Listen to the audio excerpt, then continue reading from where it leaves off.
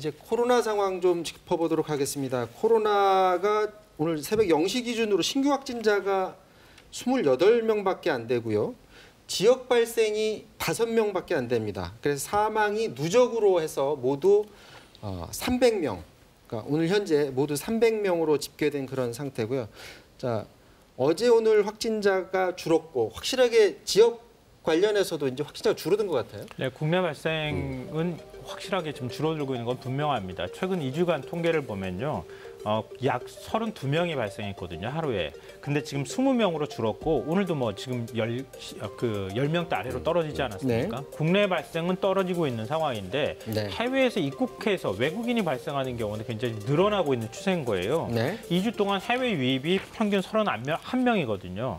근데 러시아 선박이 입국하고 러시아인이 감염이 된 다음에 선박 수리를 위해서 승선했던 한국인들, 우리 국민이 지금 감염이 되는 그런 경우가 생겼고 그 가족까지 지금 N차 감염이 일어났거든요. 그리고 최근에 이제 이라크에서 입국한 현지 노동자들 있죠. 우리 한국인들. 그렇게 해서 해외에서 입국한 사람들의 숫자는 계속 지금 늘어나고 있는 상황입니다. 지금 격리 중이던 베트남 사람 3명이 격리시설을 탈출했다.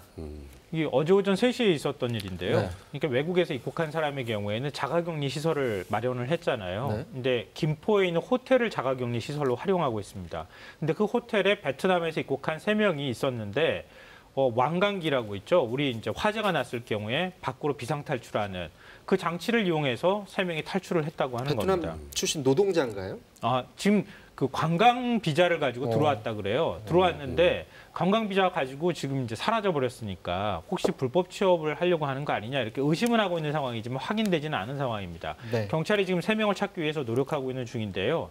일단 지역 감염이 우려된다 이런 목소리가 있는데 1차 검사에서는 음성이 나왔다고 합니다. 네. 물론 이제 자가격리 중에 또 이제 양성 판정을 받을 수 있기 때문에 그런 부분에 있어서는 지금 또 추가로 접촉자가 생겨서 확진자가 나올지 이 부분은 좀 주의를 해야 되는 상황입니다. 지금 국민들이 백신에 관심이 많고 매일같이 지금 백신 관련 속보가 들어오는데 백신 2개사가 임상 실험, 그것도 3상에 돌입했다라는 소식입니다. 사실 3상이라면 신약이 나오기 전에 마지막입니다. 그렇죠. 지금 대규모로 말씀하셨던 것처럼 미국 바이오기업 모더나 다국적 제약사 화이자가 지금 3만 명을 대상으로 해서 지금 말씀하셨던 것처럼 이제 3기 임상을 하고 있는데 이제 여기에서 별 문제가 없고 효과가 확실하게 난다는 전제 하에 그렇게 되면 이제 우리가 보통 신약이 나오고 4차 임상을 하게 되는데 신약 전에 이제 마지막 임상이 통과하게 되면 신약이 나온다는 의미죠.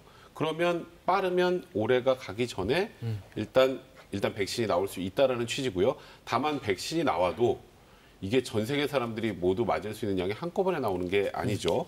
그래서 일단은 연말까지는 한 1억 회 분량의 백신을 공급할 수도 있다라는 얘기가 나오고 내년부터 연 5억 회 투여분에 최대 10억 회 투여분까지도 나올 수 있다고 하는데 이제 3상에서 가장 중요한 건 혹시 부작용이 있느냐. 그러니까 이거 지금 코로나 맞겠다고 다른 병에 걸리면 안 되잖아요. 근데 지금 일단 앤서니 파우치 소장은 절박원리 소장은 지금까지 나온 그 소위 말하는 부작용은 그렇게 두드러진 것이 없다.